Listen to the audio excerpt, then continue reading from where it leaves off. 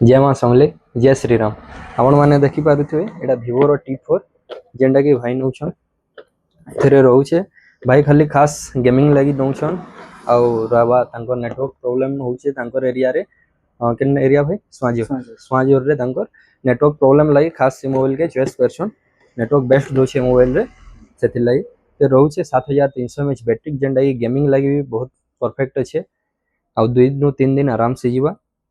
90 water flush charging दे छे जेंडा कि 35 नु 40 मिनट भीतर मोबाइल फुल चार्ज होइबा